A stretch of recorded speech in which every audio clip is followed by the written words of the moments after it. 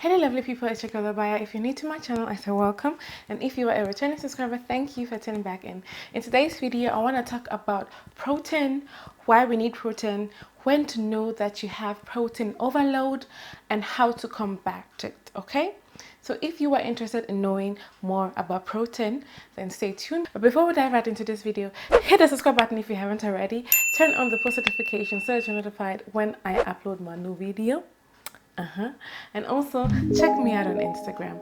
Okay, now without further ado, let's get right into the video. Now without further ado, let's get right into the video.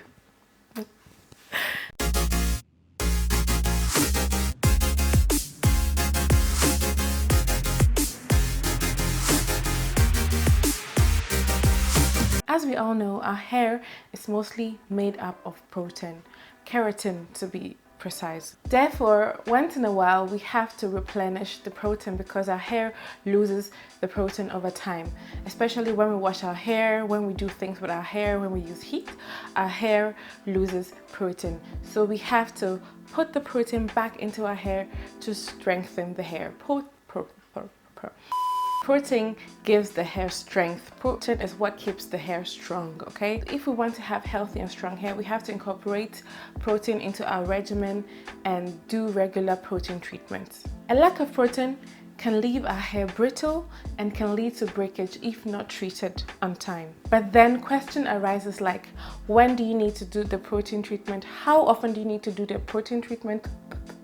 And what protein treatment do you need to use? So in this, I'm gonna cover the little bit that I know about protein, okay? Yes, so let's continue. If you have low porosity hair, I like to start with low porosity because I'm low porosity, so I can talk out of experience. I can talk from experience when it comes to that. Anyways, low porosity hair is considered to be protein sensitive, which means those who have low porosity hair can go for a longer period without doing the protein treatment, okay? And if those with low porosity hair overdo protein, they experience protein overload quicker. I'm going to talk about protein overload later on in this video, so just stay tuned. Yeah, stay tuned. That means those of us with low porosity hair have to be cautious when using protein. For instance, I talked about the products that I use and the regimen I was doing before I changed my product and everything. I talked about using rice water very, very often. I was using rice water as my deep conditioner, as my detangler, as my leave-in, okay? I mixed it with my aloe vera juice as a leave-in spritz in my hair, and I was overdoing it. I knew that rice water was a protein, but I didn't know it was so potent. So my hair experienced some of the symptoms of protein overload, which I'm still going to talk about later. So I had to now re-evaluate my regimen and change it and go back to what I was doing before I started using the rice water. But actually, I think the issue with the rice water was that I was just overdoing it. I was just using too much. If I had just used a little bit at a time, if I had just used it whenever I needed it, I wouldn't have experienced the things that I experienced, okay? So yes, too much of everything is bad. Yeah, just because something is good doesn't mean I have to use it excessively. Anyways, I learned from my mistake with overdoing the rice water, and now I only use it whenever I feel like my hair needs protein, then I'll use the rice water. For high porosity hair, it's the other way around, okay? High porosity hair, especially if you have high porosity and have fine hair, usually it's not the norm, but usually those who have high porosity hair also have fine hair, but it's not always the case, okay? Because I also have fine hair, but I'm not high porosity. I have low porosity hair. Like some sections of my hair is fine and I still have low porosity hair, so it's not the norm. But I'm just saying that if you have the combination of fine and low and high, if you have the combination of fine and high porosity hair, then you need to do protein treatment on the regular. That means you have to be on top of your protein treatment game, okay? It helps with strengthening your hair since your hair is already more prone to breakage, more prone to experience damage because it's fine and it's weaker compared to thicker strands. You need to boost it by giving it more protein so that it can stay strong, so that it would not break off easily, okay? But then also we have to be careful when handling it. With everything, like I said, overdoing it is going to lead to the opposite of what we want to achieve. For fine hair and for high porosity hair, you can do protein treatments every 2 weeks or on a monthly basis, depending on your hair, okay? And for medium porosity hair, since you have a balanced hair, you can just go ahead and do protein treatments every month, okay? Once in a month or every 2 months, depending on how you feel your hair needs it. It depends on your hair. If you have medium porosity with more fine strands or medium porosity with more thicker strands, okay, you might need more or less of the protein. But if your hair is balanced in the middle, then once a month or every 2 months is fine. You can use wheat protein, like products that have wheat protein in it. You can use rice water. You can use products that have keratin. Since our hair is made up of keratin, it needs keratin, okay? You can use that. I mean, Afrogy has good protein treatment that I hear people rave about. Shea Moisture has a lot of different kinds of deep protein treatment also out there. Most of the products that we know, the brands that we know, all of them have protein treatment that you can use, that you can incorporate in your regimen, okay? So I can't really recommend a specific product because I haven't used so many products to be like, okay, use this. And also your hair, depending on your hair, you might need a different product. That's why I say that look at the product, read the ingredients, and make sure that it's what your hair needs, okay? That's the advice I can give. I can't recommend, I can't just say go and use this product, okay? I don't want to be the cause for your hair's breakage. I can just give you the tip to read the ingredients before purchasing, or if you have one at home, check and see if the one you've been using is actually working for your hair. And if not, then throw it out and try rice water. That I can testify about because I've used it actually, and it actually works. Your hair becomes unusually dry and brittle.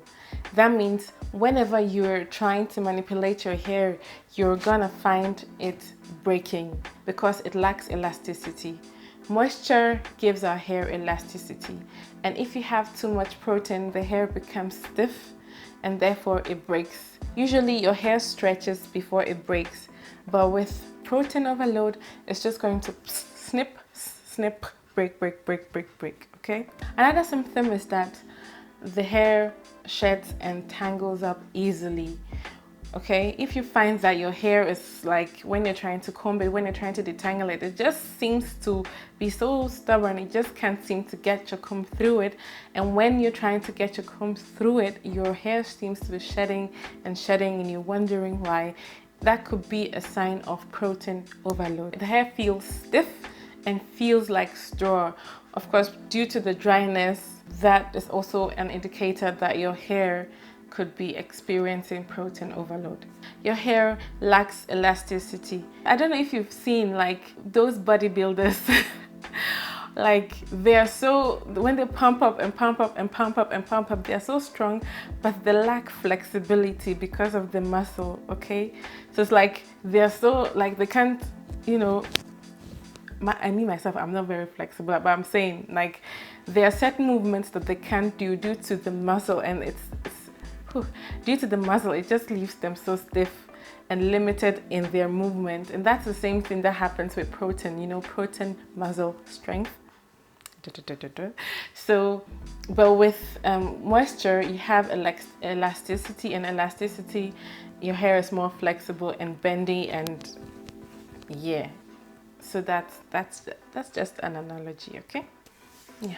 Your hair looks dull or dirty. That's another indicator that you might be experiencing protein overload. The things that I'm mentioning, I experienced like almost all of these things that I'm saying when I was overusing the rice water. It took me a while to really see that my hair looks dull, because it's now that when I look back, comparing my hair to the way it looked back then, I'm like, oh yes, your hair was looking dry. Your hair was looking very dull. It didn't have that luster, okay?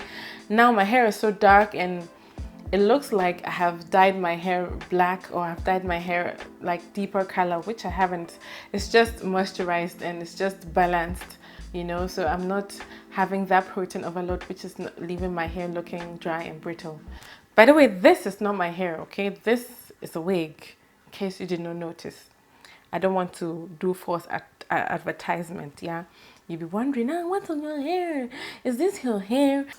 It's not my hair, okay? If you're wondering all this while in the video, it's not my hair. I have a video where I showed when I received this hair, so I'm gonna just link it up here if you are interested, okay? So now you have had protein overload. What do you do to reverse it? You can start off by clarifying your hair.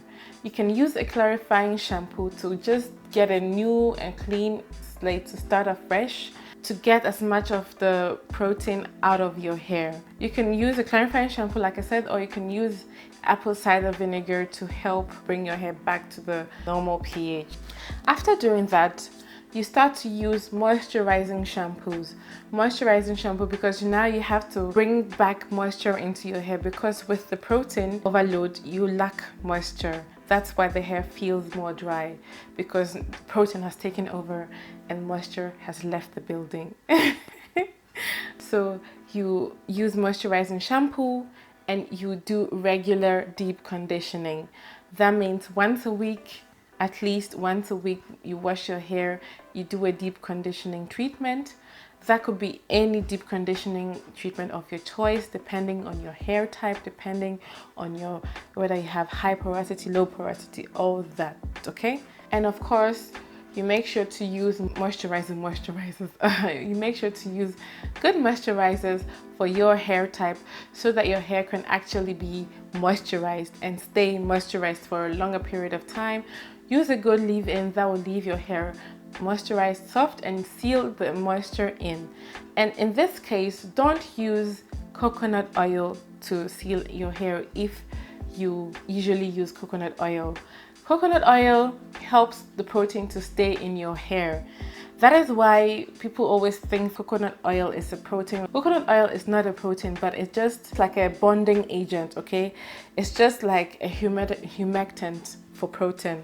So if you have coconut oil in your hair, it helps the protein that it's in your hair to stay in your hair. It doesn't let the protein that's in your hair to go, okay? So it's like it locks in the protein. That's what coconut oil does. And since now you have protein overload, it's best to avoid using coconut oil for a while. Get your hair back on track, then you can start using coconut oil again. And note that it can take weeks or up to months to correct the protein overload, depending on how severe the damage was, okay? Or the damage is. So guys, that's it for today's video, and I hope this video has actually helped you and answered your questions with regards to protein, okay? If you still have any questions with regards to this video, you can kindly leave them in the comment section below, and I'll try as much as possible to answer them.